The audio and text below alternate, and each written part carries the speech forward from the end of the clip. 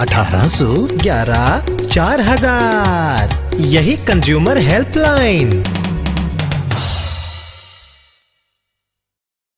जागो ग्राहक जागो।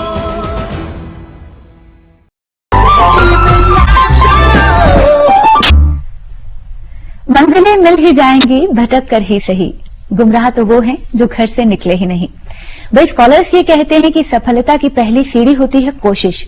अब देखिए, हमारा लक्ष्य है आप तक जानकारी और मनोरंजन पहुंचाना, और उसी की कोशिश हमने आज कर दी है शुरू।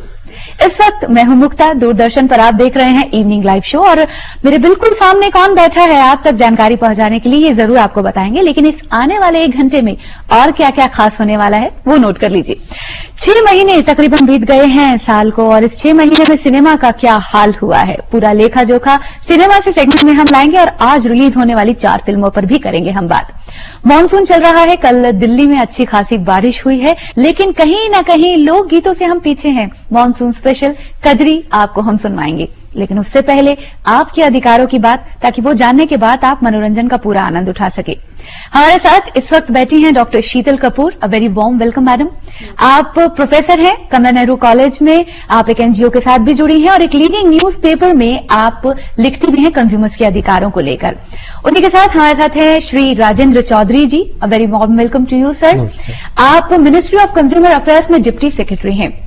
अब आपको ये बताने की जरूरत नहीं है कि हमारी डिस्कशन क्या होने वाली है जनाब, आपके अधिकारों पर हम बात करने वाले हैं।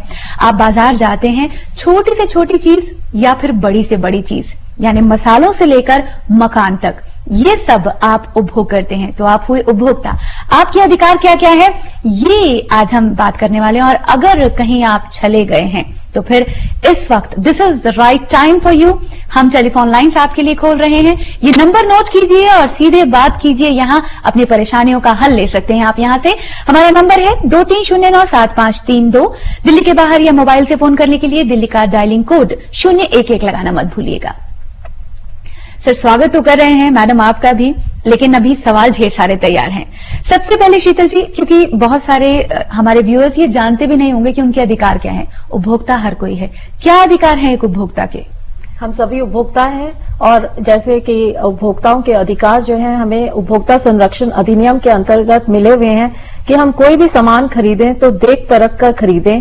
उसमें है कि भाई आप जो है अगर छोटे से आइटम भी ले रहे हैं तो एग मार्क है, या विभिन्न जैसे हरा चिन्ह जो है ये बताता है कि ये वेजिटेरियन प्रोडक्ट है, और जो लाल चिन्ह है वो नॉन वेजिटेरियन प्रोडक्ट है।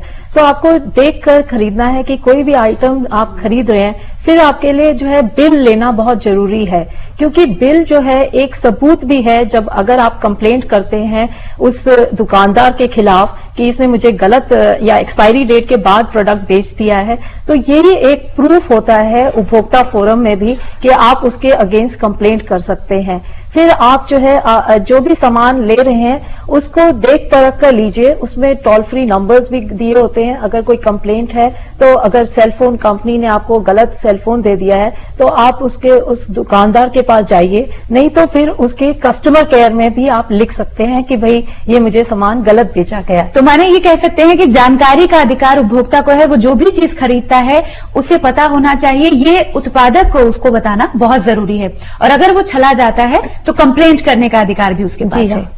तो ये तो अधिकार हुए राजेंद्र जी, लेकिन इन अधिकारों की रक्षा सरकार किस तरह कर रही है? इसमें ये बताना चाहूंगा कि कंज्यूमर प्रोटेक्शन एक्ट तो बने हुए इस साल 25 वर्ष पूरे हो जाएंगे। 24 दिसंबर 1986 को इस एक्ट की शुरुआत हुई थी, और इन 25 वर्षों में मैं समझता हूँ कि इस एक्ट ने उपभोक्ताओं के लिए काफी कुछ किया है। आपको ये जानकर बड़ी हैरानी होगी कि अभी तक लगभग 35 लाख केस फाइल किए जा चुके हैं, और उसमें से 32 लाख से ज्यादा केसेस का निपटारा हो गया है। इससे ये आप जान सकते हैं कि कंज्यूमर्स को डेफिनेटली कंज्यूमर प्रोटेक्शन एक्ट से काफी एक हेल्प मिल रहा है। जहां भी उनको लगता है कि उनको अच्छी सर्विसेज नहीं मिली, या जिस गुड्स को उन्होंने खरीदा उसको वाजिब दाम पर जो उनको एक प्रॉमिस किया गया था वो प्रॉमिस नहीं पूरा हुआ, तो उनको डेफिनेटली एक राइट है कि अगर दुकानदार उनकी बात नहीं सुनता है, सर्विस प्रोवाइडर उनकी बात नहीं सुनता है, तो कंज्यूमर प्रोटेक्शन एक्ट में वो केस करें, और उस केस के माध्यम से वो रिड्रेसल ले सकते हैं, जिसमें ना सिर्फ उनको अपने गुड्स और सर्विसेज की कीमत वापस मिल सकती है, बहुत सारे मामलों में उनको मुआवजा भी दिया जाता है, जिससे कि बाकी दुकानदारों के लिए, बाकी सर्विस प्रोवाइडर्स के लिए एक सबक हो कि अगर वो उपभोक्ता की बात नहीं सुनेंगे तो उनको पुनिटिव डैमेजेस भी पड़ सकते हैं। मैं समझता हूं कि इस एक्ट ने डेफिनेटली अभी तक बहुत अच्छा कार्य किया। हालांकि हर एक्ट की अपनी एक समस्याएं भी होती हैं, उसके पीछे कुछ छोटी छोटी छोटी कंस्ट्रेंट्स होते हैं जिनको लगातार सुधारने की भी जरूरत होती है। कहीं ना कहीं हमें ये भी देखना चाहिए कि भारत एक बहुत तेजी से एक्सपेंड करती हुई इकोनॉमी है। हर महीने हमारे यहाँ 1 करोड़ तो नए कनेक्शन ऐड हो जाते हैं। तो आप खुद समझ सकते हैं कि कितने बड़े लेवल का कंज्यूमर मार्केट इस देश में है। और जब उतने बड़े लेवल का कंज्यूमर मार्केट है तो चाहे मैन्युफैक्चर और सर्विस प्रोवाइडर लाख कोशिश करें पर कहीं ना कहीं कमियां रह जाती हैं। जितनी जनसंख्या है उतने कंज्यूमर्स हैं और कहीं ना कहीं आप बचा भी रहे हैं इस एक्ट में हो रही कमियों को। फिलहाल हम सतही बातें कर रहे हैं। देखा जाए तो ये विषय अपने आप में बहुत बड़ा है, हर पहलू को छूना शायद संभव नहीं हो पाएगा। लेकिन शीतल जी, 1986 का एक्ट 25 साल हो गए हैं। वक्त बहुत खूबसूरत चीज है, बीत जाता है, लेकिन साथ साथ कुछ चीजें जो है वो पुरानी भी हो जाती हैं। आपको लगता है कि 1986 में बना एक्ट आज भी उतना ही कारगर है? देखिए, इस एक्ट को जो है वर्ल्ड क्लास माना गया है और इसे अतुलनीय है, पर इसका जो इम्प्लीमेंटेशन है वो उसमें गड़बड़ हो रही है। क्योंकि देखा जा रहा है कि जैसे समय बहुत लग रहा है कंज्यूमर फोरम्स में। लॉ कहता है कि 90 दिन में आपको जो है रिड्रेसल मिल जाएगा, पर कई फोरम्स में तो प्रेसिडेंट या जो है सिचुएशंस काफी वेकेंट पड़ी हुई हैं। तो उसमें जो है जब आपके बेंच ही नहीं बैठ पा रही है तो फिर उसमें जो है निर्णय लेने में बहुत समय लग जाता है। जैसे कि असम की कंज्यूमर फोरम है, उसमें अभी 60% तक ही लोगों को रिड्रेसल मिला है। और अगर हम कंपेयर करें दिल्ली की फोरम में तो 90% से भी ऊपर जो है लोगों को रिड्रेसल मिल चुका है। तो ये हम देखें तो स्टेट वाइज जो है पोजीशन अलग अलग है। फिर जो है एडजर्नमेंट जो है वो कानून कहता है कि भाई एडजर्नमेंट जो है वो बहुत कम दी जाए, पर देखा जाता है तो एडजर्नमेंट पे एडजर्नमेंट होती रहती है और समय लग जाता है। तो फिर जो है अपील की है कि अगर आप डिस्ट्रिक्ट फोरम के डिसीजन से सेटिस्फाइड नहीं है तो जो कंज्यूमर या दूसरी जो पार्टी है वो स्टेट कमीशन में चली जाती है। फिर 2 साल स्टेट कमीशन के बाद जो है फिर नेशनल कमीशन आ गई, फिर सुप्रीम कोर्ट। तो ये प्रक्रिया में कई बार जो है उपभोक्ता जो है वो महसूस करता है कि justice delayed is justice denied. तो इसमें जो है मैं चाहूंगी कि भी ऐसा कुछ हो कि जल्दी जल्दी जो है निर्णय दिया जाए कि जैसे 2005 से पहले के जो केसेस है उनको तुरंत निपटारा करा जाए। तो इससे जो है कंज्यूमर भी सेटिस्फाइड होगा, क्योंकि जो है देरी करने में तो सभी का जो है नुकसान हो रहा है। सर, आपके पास यही सुझाव भी पहुंच रहे हैं, लाइव आपके पास सुझाव है। लेकिन जिस तरह शीतल जी बता रही हैं, वाकई ये प्रोसेस बहुत लंबा है। मानते हैं प्रॉपर चैनल से आप जाएंगे, लेकिन ये जो लंबा प्रोसेस है, क्या इसको छोटा करने की कोई प्रक्रिया चल रही है? बिल्कुल, मैं डॉक्टर शीतल की इन बातों से काफी हद तक सहमत हूं और मंत्रालय को इस बात का काफी हद तक अंदाजा है कि हमें क्या क्या और करना है। देखिए, जब ये कंज्यूमर प्रोटेक्शन एक्ट बनाया गया था तो उसकी मंशा ये थी कि 3 महीने के अंदर केसेस का निपटारा हो जाए जी। और साथ ही इसकी प्रक्रिया ये भी इतनी सरल रखी गई है कि इसको हम कानूनी प्रक्रिया बिल्कुल नहीं मानते कि इसमें कोई कानूनी वकील की जरूरत है या आपको कानूनी तरह से डॉक्यूमेंट्स लगाने हैं। रीजनेबल फीस रखी गई है, बहुत ही नॉमिनल फीस रखी गई है। कुछ वजह, जैसे मैंने पहले भी कहा कि हम एक रैपिडली एक्सपेंडिंग इकोनॉमी है। जब आप इकोनॉमी को इतनी तेजी से ग्रो करते हैं तो उसके साथ जुड़ी हुई समस्याएं भी कई बार बहुत तेजी से बढ़ती हैं। दूसरा कारण, एक बड़ा मेन वजह है कि हमारा एक फेडरल स्ट्रक्चर है। हर चीज आपको राज्य सरकारों के थ्रू इंप्लीमेंट करनी है। और डॉक्टर शीतल ने कहा कि सही कहा कि कुछ हद तक ये राज्य सरकारों की एफिशिएंसी पे डिपेंड करता है। अगर वो राज्य सरकार अपने यहाँ की वैकेंसीज को समय पर फिलअप करती है, जल्दी जल्दी उनको पूरा इंफ्रास्ट्रक्चर प्रोवाइड करती है, तो वहां पर केसेस का निपटारा जल्दी होता है। लेकिन केंद्र सरकार होने के नाते हम सिर्फ ये कह के अपनी जिम्मेदारी से नहीं दूर हो सकते कि राज्य सरकारों को करना। यहाँ समस्या 2-3 हिस्सों में दिखाई दे रही है। एरिया का प्रॉब्लम है, कुछ जानकारी की प्रॉब्लम है, बहुत सारे प्रश्न अभी इकट्ठा हो रहे हैं। लेकिन फिलहाल अजीत दिल्ली से हैं, वो अपने प्रश्न के साथ तैयार हैं। हेलो हेलो जी अजीत, स्वागत है आपका। Thank you very much. I would like to ask the gentlemen and gentle ladies that the Consumer Forum and Consumer Act and all that is in books only. No practical side of the act has been taken in favor of the consumers. Right. I have a very bad experience about the Consumer Court. Right. I have filed one case and I was badly dealt with because I am an old person and the people think that I don't have any say in the act. Right. यहाँ I made a complaint against Airtel. जी. They provided me one hand. यहाँ अजीत जी की जो problem है ये व्यवहारिक problem है। आप जिस तरह आप बता रहे हैं कानूनी प्रक्रिया लंबी है, वो आप भी मानते हैं, उसको किस तरह छोटा किया जाए जो समस्याएं हैं। लेकिन यहाँ राजेंद्र जी एक प्रश्न और उठ जाता है, कॉम्प्लिकेशंस बहुत है। आप अगर केस फाइल भी करते हैं, आपके पास पेपर्स पूरे होने चाहिए। कंज्यूमर से आप कितनी अपेक्षा रखते हैं? उसके पास विटनेस नहीं है। किस तरह के पेपर्स की पहला कदम ही कंज्यूमर का ठीक हो, क्या क्या रिक्वायरमेंट है? देखिए, इसमें रिक्वायरमेंट बहुत ही सरल रखी गई है। जैसे अजीत जी अभी कह रहे थे, क्योंकि एक समस्या है हैंडसेट को खरीद को लेकर। मैं समझता हूँ सबसे पहला कदम उनको ये करना चाहिए था कि मुझे इस केस की डिटेल्स नहीं पता, लेकिन एक जनरल कंज्यूमर के नाते मैं ये बता सकता हूँ कि अगर उसके हैंडसेट में प्रॉब्लम थी तो पहले आपने जैसे अपने डीलर से बात की होगी। अगर डीलर ने आपकी बात नहीं सुनी तो आपको कुछ ना कुछ एक रिकॉर्ड जरूर क्रिएट करना चाहिए। आप उसको एक ईमेल कर सकें, आप टेलीफोनिक डिस्कशन का हवाला जरूर दें, एक लिखित में चिट्ठी भी देने की कोशिश करें।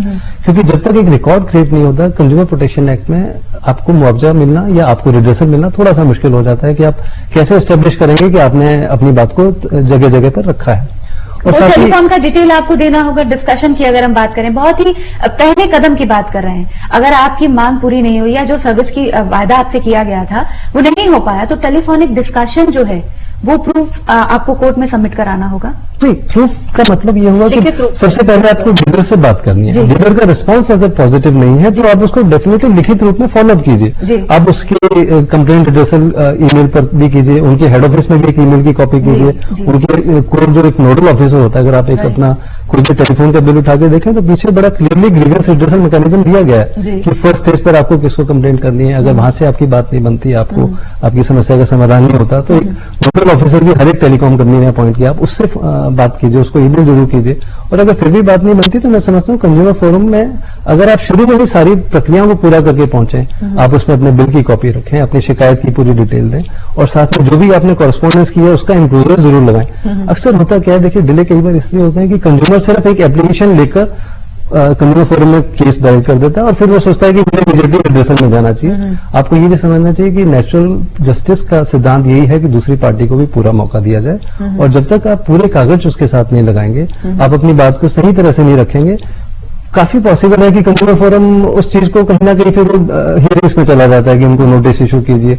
तो कहीं ना कहीं कंज्यूमर्स की एक बहुत रिस्पॉन्सिबिलिटी बनती है कि वो पहले स्टेज पर ही कंप्लीट डिटेल्स के साथ पूरा एक कंज्यूमर फोरम में केस दाखिल करें। अगर उनका मैन्युफैक्चरर या सर्विस प्रोवाइडर से रिलेशन नहीं हो पाए। एक और बात भी ऐड करना चाहूंगी कि 2 साल में ही आप अपना केस जो है, जब प्रॉब्लम होती है उसके 2 साल में ही सेक्शन 24A के अंतर्गत अपने केस को दायर कर सकते हैं। और अगर डिले हो जाता है तो उस डिले को कंडोन करने के लिए आपको फोरम देखेगी कि लिया जाए इस केस को कि नहीं लिया। शीतल जी, 2 साल का वक्त होना जरूरी है। क्या अमाउंट भी कुछ खास है? कुछ स्पेसिफिक अमाउंट के बाद ही आप कंज्यूमर फोरम तक जा सकते हैं? जी हाँ, डिस्ट्रिक्ट फोरम में आप 20 लाख तक की जो आपकी शिकायत है और जो कंपनसेशन चाहते हैं तो वो 20 लाख तक आप अपना केस को दायर कर सकते हैं। और मिनिमम कितना है? नहीं, मिनिमम तो कोई भी आप सुई से लेकर आप कितने भी चीज के लिए आप मांग सकते हैं जी। तो और फिर जो है 20 लाख से 1 करोड़ तक आप स्टेट कमीशन में जा सकते हैं और 1 करोड़ से ऊपर जो है अगर आप मुआवजा चाहते हैं तो फिर आप जो है नेशनल कमीशन में जा सकते हैं। अभी राजेंद्र जी वापस आते हैं उसी जगह पर, जिस तरह एरिया डिस्क्रिमिनेशन की बात हो जाती है। मेट्रोज में हम बैठे हैं, हमारे पास जानकारी भी है, हमारे पास तरीका भी है, लेकिन भारत गांव में भी बसता है। वहां तक ये जानकारी शायद पहुंच ही नहीं पाती है और पहुंच भी जाती है तो कोई इतनी हिम्मत नहीं कर पाता कि इस प्रक्रिया में आए वो। तो उन लोगों के लिए क्या कुछ तरीका अलग है या कोई इसे और सरल बनाने की कोशिश की जा रही है? आपने बिल्कुल एक सही बात रेज की है, लेकिन कहीं ना कहीं कंज्यूमर प्रोटेक्शन एक्ट में एरिया वाइज तो कोई डिफरेंशिएशन नहीं किया गया। लेकिन हम लोगों ने एक कोशिश ये की है कि नेशनल कंज्यूमर हेल्पलाइन का जो एक कंसेप्ट शुरू किया है उसमें सिर्फ आप एक टोल फ्री नंबर पर अगर फोन कर सकें, 1811-4000 बहुत सरल नंबर है, उस पर आप फोन करके एडवाइस ले सकते हैं। मैं समझ सकता हूँ कि कई बार मैं ग्रामीण इलाके में बैठा हूँ, ईमेल करना मेरे लिए शायद संभव ना हो, टेक्नोलॉजी का एक्सेस ना हो मेरे पास, लेकिन आज की तारीख में टेलीकॉम इंडस्ट्री ने बहुत अच्छी ग्रोथ इस देश में पिछले 15 सालों में की है। हर व्यक्ति के पास कहीं ना कहीं एक एक्सेस है टेलीफोन को, तो और कुछ नहीं तो आप एक टेलीफोन करके एक नेशनल कंज्यूमर हेल्पलाइन से एडवाइस ले सकते हैं। तो ऐसा है, ये जो टेलीफोन नंबर है बहुत ही खास है। ये नंबर हम आपके लिए जरूर डिस्प्ले करेंगे, आप कागज और कलम तैयार रखिए। तब तक हम प्रमोद का सवाल ले लेते हैं। दिल्ली से प्रमोद जुड़े हैं इस वक्त हमारे साथ। हेलो हेलो हेलो जी प्रमोद, स्वागत है आपका। जी, मेरा नाम जी प्रमोद है, मैं दिल्ली से बोल रहा हूँ जी। मैंने दिल्ली स्टेट कमीशन नंदनगर में कोर्ट केस आ रहा था जी, मेरी गाड़ी खींच दी गियर में जी। तो जी उसको चलते चलते भी 2 साल लग गए। वहां से जीता और मतलब कम ऑर्डर हुए, वो भी गलती हुए कि उसकी किस्त वगैरह साथ देनी पड़ेगी और तब मेरा फैसला हुआ वो मेरे फेवर में नहीं रहा, तो मैंने दिल्ली स्टेट कमीशन में डाल दिया। वहां से मेरे को 8 महीने की डेट मिल रही है जी। काफी डेट लंबी मिल रही है। इस चक्कर में बड़ा परेशान चल रहा हूँ। और आज मेरी ये प्रॉब्लम है, मेरा हार्ट प्रॉब्लम है। तो डॉक्टर ने मेरे को वो लगा 2 साल तक की आएगा, नहीं तो तू अपना इलाज करा ले, नहीं तो तेरा काम खराब हो जाएगा, एक्सपायर हो जाएगा। लंबी प्रक्रिया। देखिए, इसमें हम लोग एक कोशिश और कर रहे हैं। मैं इस बात को मानता हूं कि केसेस, क्योंकि जैसे मैंने शुरू में कहा कि कंज्यूमराइजेशन बहुत तेजी से एक्सपेंड हुआ है, उसी हिसाब से समस्याएं भी बढ़ी हैं। कंज्यूमर प्रोटेक्शन एक्ट का मुख्य मंशा ये थी कि बिल्कुल 2 पार्टीज आमने सामने बैठ के इस मामले को सुलझा सकें। अनफॉर्चुनेटली मैं कहता हूं कि कई बार इंप्लीमेंटेशन में, क्योंकि इसमें रिटायर्ड जजेस को प्रिजाइडिंग ऑफिसर बनाया गया है, वो कहीं ना कहीं सिविल कोर्ट से जुड़े हुए अपने अनुभवों को भी कंज्यूमर प्रोटेक्शन में ले आते हैं। लेकिन ये एक व्यवहारिक समस्या है जिसको मिनिस्ट्री जिसके बारे में देख रही है। और हम लोग एक अमेंडमेंट बहुत जल्दी लेकर आ रहे हैं जिसमें ये सुनिश्चित किया जाएगा कि 2 से ज्यादा एडजमेंट दिए ही ना जाए। और अगर उससे ज्यादा एडजमेंट अपोजिट पार्टी अगर मांगती है, क्योंकि हमारे यहाँ मैन्युफैक्चर एक अक्सर एक ये चाल चलता है, आप इसको टैक्टिक कह लीजिए, कि वो जानबूझ के डिले करता है, क्योंकि सामने भुगता बेचारा एक सीधा सरल आदमी है, वो थक के बैठ जाता है और उसके पास पूरी लीगल बैटरी होती है और वो 2-3 एडजमेंट 4-5 एडजमेंट करा के थकाने की कोशिश करता है। अब हम ये पूरी कोशिश कर रहे हैं कि 2 से ज्यादा एडजमेंट ना हो, इसको कानून में डाला जाए, प्रावधान किया जाए, और अगर उससे ज्यादा एडजमेंट होती है तो उसके ऊपर प्यूनिटिव डैमेजेस भी लगाए जाए। तो इसे 1986 का सिल्वर जुबली गिफ्ट मान सकते हैं हम। पूरी कोशिश है कि इस बार हम इस तरह के प्रावधान लाएं और ये सब चीजें हो जाएंगी। लेकिन साथ ही साथ मैं ये भी कहना चाहूंगा कि कई बार फिर से मैं वही बात कहूंगा कि कंज्यूमर को भी थोड़ी अपनी जिम्मेदारियों का वहन और अच्छे से करने की आवश्यकता है। आप अगर कई बार हम बिल्कुल जनरल टर्म्स में कंप्लेंट फाइल करते हैं, स्पेसिफिक क्या प्रॉब्लम थी, उसके साथ जुड़े हुए टेक्निकल मुद्दे हैं, उन पे आपको डिटेल में बात करनी चाहिए, सारे डॉक्यूमेंट साथ में लगाने चाहिए। वो नहीं लगाने की वजह से डिलेज होते हैं। और डिलेज क्योंकि हमारे यहाँ इंफ्रास्ट्रक्चर की भी थोड़ी कमी है, क्योंकि स्टेट गवर्नमेंट उतनी वैकेंसीज नहीं भर रही हैं जितना हम चाहते हैं, तो वो चीजें फिर बढ़ती चली जाती हैं। बिल्कुल, लंबी प्रक्रिया में कोई नहीं फंसना चाहता है। हर कोई चाहता है कि अगर वो पैसा खर्च कर रहा है तो चीज उसे पूरी मिल जाए। लेकिन अगर इस तरह चले भी जाते हैं तो we are here for you. अभी जिस तरह हम हेल्पलाइन की बात कर रहे थे, किस नंबर पर आप फोन कर सकते हैं, ये नंबर हम आपके लिए डिस्प्ले कर रहे हैं, आप इसे नोट कीजिए। और बहुत ही महत्वपूर्ण ये नंबर है। डॉक्टर राजेंद्र जी, आप बता रहे थे इसके बारे में कुछ, ये नंबर डाल करके आप अपनी कंप्लेंट फाइल कर सकते हैं। ये ग्रीवेंस एड्रेसल मैकेनिज्म रखा गया। We have a number on the screen, it's 8800939717 8800939717 और 1800111400 1800111400 4000 है। इसे दोबारा नोट करें, 1800111400 1800111400। यहाँ पे एक चीज और बताना चाहूंगा, क्योंकि देश में उपभोक्ताओं की संख्या काफी है और काफी सारे फोन कॉल्स आते हैं और सीमित संसाधनों की वजह से कई बार सभी फोन्स को अटेंड करना मुश्किल होता है। हमने आज से ही एक नई सुविधा उपलब्ध कराई है, जो आपने पहला नंबर दिया 8800939717। अगर आपको फोन नहीं लग पा रहा है नेशनल कंज्यूमर हेल्पलाइन में, सिर्फ अपना नाम SMS कर दीजिए अपने फोन नंबर से इस नंबर के ऊपर, और अगले दिन हमारी कंज्यूमर हेल्पलाइन की टीम आपको कॉल बैक करेगी। वेरी गुड, आप अपना नाम SMS कर सकते हैं इस नंबर पर। और अभी थोड़ा अगर हो सके तो एक लाइन में अपनी कंप्लेंट बताने की कोशिश करें, नहीं भी हो सिर्फ अपना नाम और थोड़ा सा एड्रेस अगर उस पर SMS कर दें तो somebody from national consumer helpline वो आपको अगले दिन कॉल बैक। ये कंप्यूटराइज है, 24 आवर्स काम करता है। देखिए, अभी ये उपभोक्ता हेल्पलाइन 9:30 से 5:30 बजे working days Monday to Saturday काम करती है। लेकिन जैसे मैंने कहा कि हर चीज को 24 आवर्स करने की आवश्यकता है। आम उपभोक्ता की जरूरत के हिसाब से अगर हम देखें तो उसको रात को 11 बजे भी एक सुविधा होनी चाहिए कि अगर वो उस समय कॉल करे तो डेफिनेटली जैसे जैसे हमें बजटरी सपोर्ट बढ़ती है, जैसे जैसे हमारे संसाधन बढ़ते हैं, तो आगे आने वाले समय में मंत्रालय का पूरा प्रयास होगा कि हम 24 घंटे नेशनल कंज्यूमर हेल्पलाइन को कर सकें। पर जैसा कि आप भी समझते हैं कि देश में सीमित संसाधन है, समय लगता है, लेकिन एक नया इनिशिएटिव है और बहुत अच्छे से इस समय हमें महीने में 10,000 से ज्यादा कॉल्स आ रही हैं, जो अपने आप में एक बहुत बड़ा अचीवमेंट। बहुत महत्वपूर्ण बात कही है इस वक्त राजेंद्र जी ने कि ये जो नंबर्स आपको दिए गए हैं, अगर आपको रिप्लाई नहीं भी मिल रहा है तो आप अपना नाम SMS करके इस नंबर पर भेज सकते हैं। आपके पास गवर्नमेंट की तरफ से कॉल बैक आएगा, तब आप अपनी शिकायत दर्ज करा सकते हैं। और अगर आप डायरेक्ट बात करना चाहते हैं तो ये नंबर सोमवार से शनिवार सुबह 9:30 बजे से शाम 5:30 बजे तक ये काम करते हैं। इस वक्त हरियाणा चलते हैं। स्वाति का क्या सवाल है, क्या परेशानी है, वो जानने की कोशिश करते हैं। हेलो नमस्ते मैम। नमस्ते स्वाति, स्वागत है। मेरा सवाल ये है मैम कि अगर आजकल हम सभी इतने सिक्योर हो चुके हैं कि हम ये जानते हैं कि इसका प्राइस इतना है, किसी चीज का इतना, इसकी एक्सपायरी डेट यहाँ से यहाँ तक है, इनके अलावा कोई ऐसी चीज है जो हमें माइंड में रखनी चाहिए कि कोई भी चीज खरीदने से पहले हम ये देख सकते हैं इसका क्या होना चाहिए? शीतल जी। सबसे पहले तो आपको जो है जो भी पैकेज्ड कमोडिटी खरीद रहे हैं तो उसका देखिए कि वजन क्या है, उस सामग्री जो है जो भी ले रहे हैं उसका ब्रांड नेम देखिए, और उसके बाद में उसका एमआरपी। कोई भी जो दुकानदार है वो मैक्सिमम रिटेल प्राइस से ऊपर नहीं आपको चार्ज कर सकता है, पर उपभोक्ता का ये अधिकार है कि वे एमआरपी से नीचे जो है उसके लिए आप बार्गेन कर सकते हैं। तो उसके बाद में आप ये भी देखिए कि एक्सपायरी डेट उस पदार्थ की क्या है, और कई बार जो है विभिन्न चिन्ह, जैसे मैंने बताया कि हरा चिन्ह जो है वो वेजिटेरियन है, लाल चिन्ह जो है वो शो करता है कि नॉन वेजिटेरियन प्रोडक्ट है, और फिर टोल फ्री नंबर या कस्टमर केयर का नंबर भी दिया होता है। तो ये सब चीजें देखकर और फिर जो है ये कोशिश करिए कि आप जो है उस पदार्थ का बिल भी लें, तो आप जो है पूरे तरह से फुल प्रूफ काम कर रहे हैं। ये तो बेसिक रिक्वायरमेंट है।